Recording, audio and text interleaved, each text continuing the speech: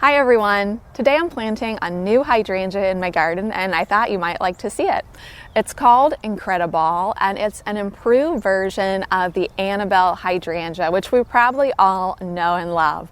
But if you have an Annabelle in your garden, and I have one in mine, you know that oftentimes when the rains come and the storms comes, that its blooms flop over. You know, they're really big, heavy, beautiful white blooms, but they flop.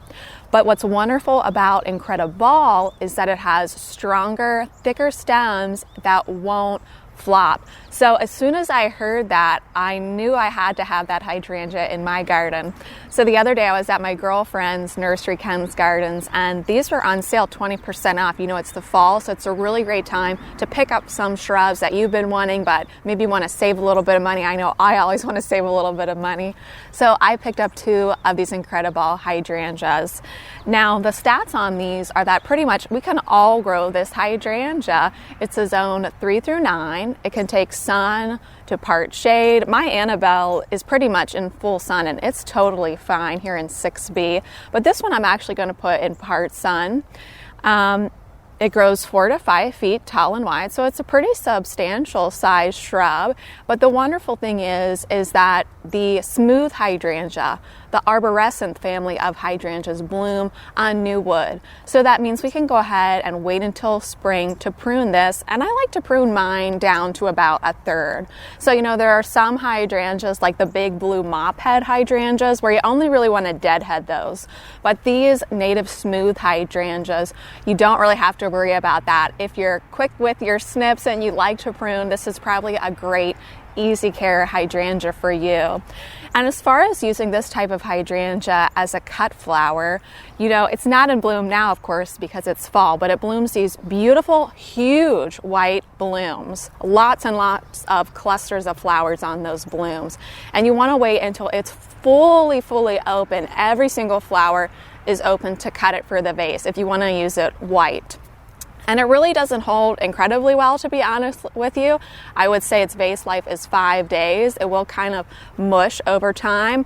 But for me, the ideal time to pick this as a cut flower is once it turns green, and just let it dry in the vase like that. It just looks absolutely fabulous. You know, you can use it in arrangements. You can make wreaths with it. You know, I love to just decorate with dried flowers at Christmas, whether it be on the mantle or on a Christmas tree. So there's a lot of uses for this type of hydrangea. And, you know, I always feel good when I spend money on this type of a plant because I feel like it pays for itself that first year.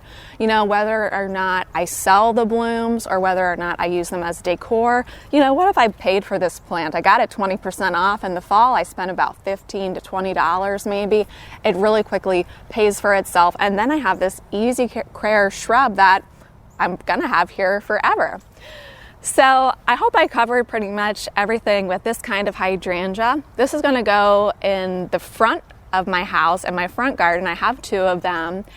And I'm just going to be honest with you, it doesn't look absolutely amazing up there. It's a work in progress, as you might have heard me say before. When we moved here to our house was sold what they were calling as is, and I think it was also listed as a handyman fixer-upper, but basically you couldn't even see the front of our house. It was just covered in what I call junk trees, you know, tree of heaven and things like that that just kind of grow in the ditches, had just kind of overtaken the whole property.